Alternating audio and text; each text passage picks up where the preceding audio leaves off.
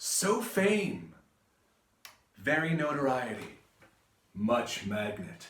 Behold, I give you the Fender Stratocaster from the French and Latin tropical beaver.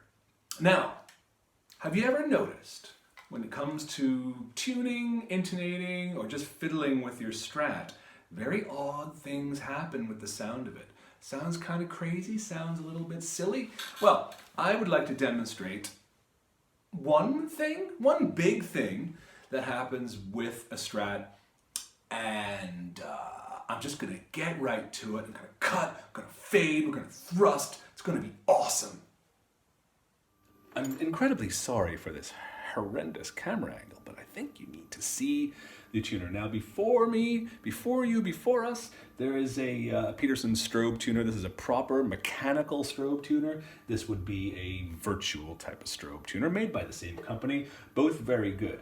I'm gonna set this to E manually because I can, and I'm gonna strike the E string, the bass E, and I'm gonna tune it up so that it doesn't move, because that's how you know it's in tune.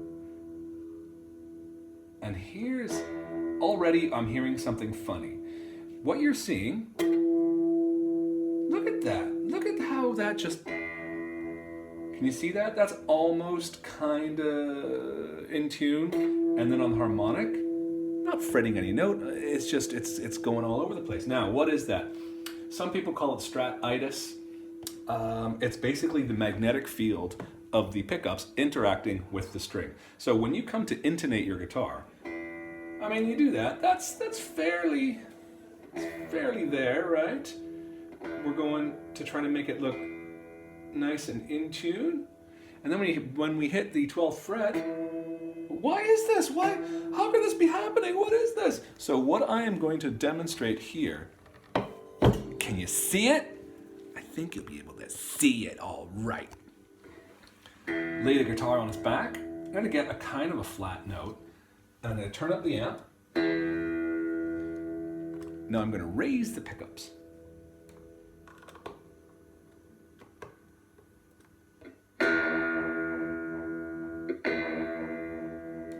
Do you hear that? Do you hear that sort of chorusy effect? That is the magnetic field influencing the vibration of the string. So, what can you do about it? Nothing, really. Back off the pickups. Let's listen again. Well, that was it hitting the pickup pole. So I'm going to lower it just a tad so that doesn't happen.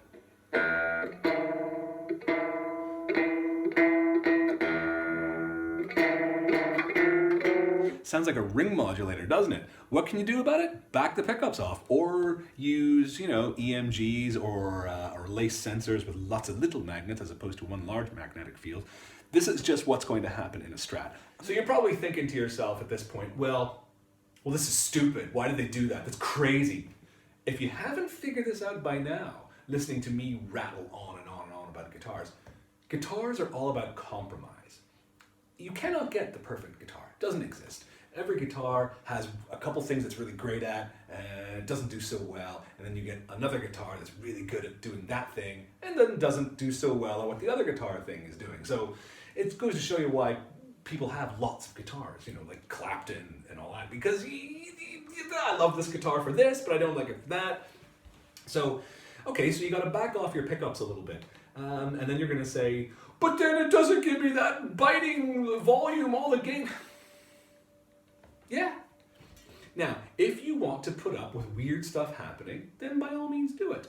But don't keep raising the pickup, to get maximum bite, to get much sound, and then say but then it's not doing what I want. You know what to do, so do it. But I don't want to do it. Well, then that's tough shit. Get a different guitar. This is what Strats do.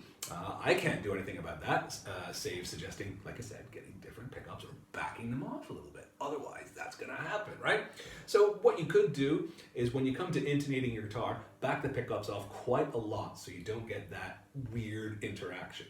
And then once you're satisfied that it's intonated pretty well, raise the pickups to your taste and then put up with what you get. So let's just look at something again. This is going to be kind of cool.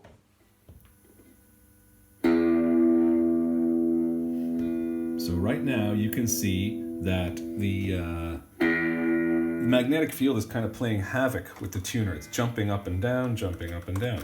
So off camera here, I'm lowering the pickups again. And I don't know, you might be able to detect a volume drop, but what you are going to see is a purer note. Now see how it appears sharp. Isn't that funny? So I'm gonna flatten it a little bit so it's nice. There's the 12th fret harmonic. That's about normal. You usually get, when you first hit it, it's gonna, do its thing, and then it's going to slacken off a little bit. Lots of people say, like, I want to get, the moment I hit the string, the very second I hit it, I want that to be the note. Well, you're only going to get that for a brief second, and then it's going to settle. So a strobe tuner is good for finding things out like that. So there's the note, and what I'm going to do is I'm going to pluck it, and then I'm going to raise the pickups, and you're going to see firsthand how this changes. And I'm not touching the tuner. So there's the neck pickup coming up. Already it's kind of weird. Here comes the middle pickup. There's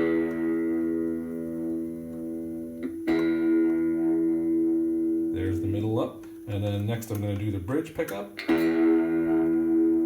Raising, raising, raising, raising. Give it another pluck.